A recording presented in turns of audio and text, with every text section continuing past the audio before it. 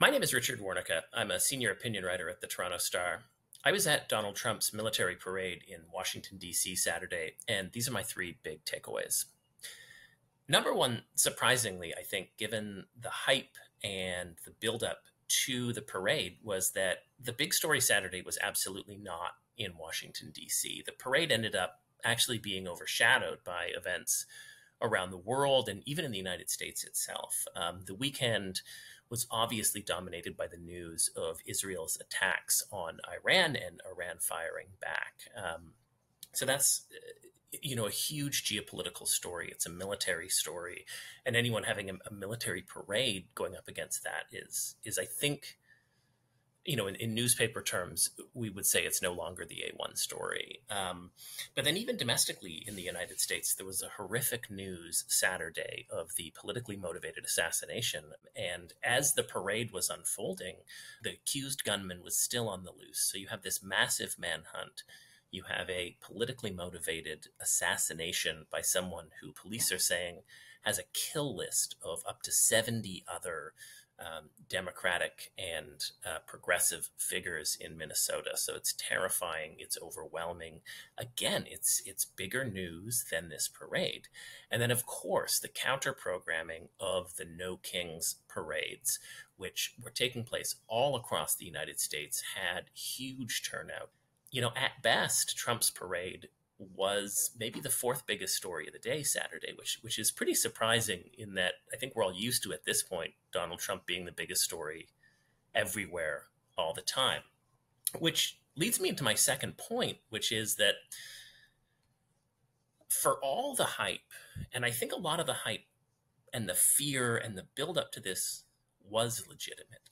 If you follow more liberal American sources, commentary, TV, magazines, the comparisons in the lead up to this parade were, Nuremberg rallies in Hitler's Germany. They were military parades in Kim Jong-un's North Korea, in Vladimir Putin's Russia.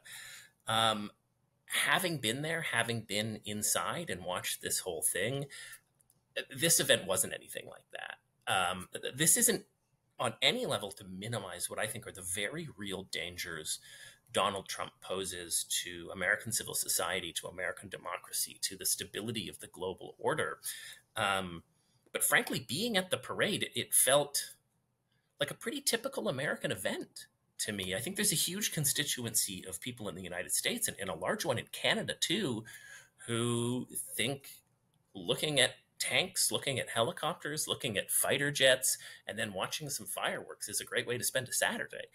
And genuinely, that's what this felt like. I've been to, I don't know how many Trump events over the past 10 years, and this was about the least Trump-focused Trump event I think I've ever been to.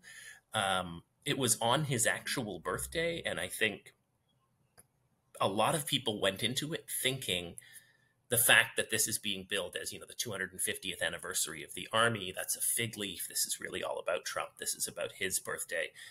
But the production of it was very much focused on the history of the U.S. Army, which leads me into my third point and my third takeaway, which is that for as much as if you took out the Donald Trump context and dropped me into this, I wouldn't have blinked twice. I would have thought it was very typical Americana. This was still, on some level, a Donald Trump production, which meant it was pretty weird. There were moments that were, that feeling that I think we've all become used to watching Trump over the past 10 years, and that I think if you live in Toronto, you had a preview of watching Rob Ford as mayor of, I can't believe this is happening.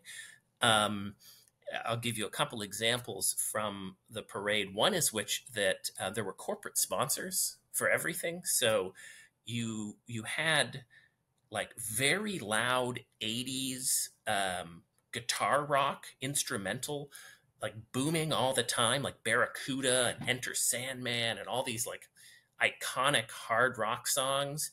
And then there would be like helicopters flying by and tanks and fighter jets. And then it would pause and be like, thanks to our partner, the UFC, or thanks to our partner, Coinbase, which was just like so strange. And then the Trumpiest parts were not I think what most people anticipated, which were these sort of dictatorial fascist flourishes that people were afraid of, they were like the weirder part of Donald Trump, which is, the parade ends with him delivering the oath of service to a graduating class of military cadets. And after he, reads the script and does it, he says, and have a great life. Have a great life, which is just one of those like weird Trumpy moments of you're like, who is this guy? Um, and then, unusually for Trump, he delivered a speech and he stuck, I'm pretty sure, almost exactly to his teleprompter, which is very un-Trump. But his speech was, it read very much. And I was talking to another reporter who lives in DC, covers DC. We had a drink after it was over.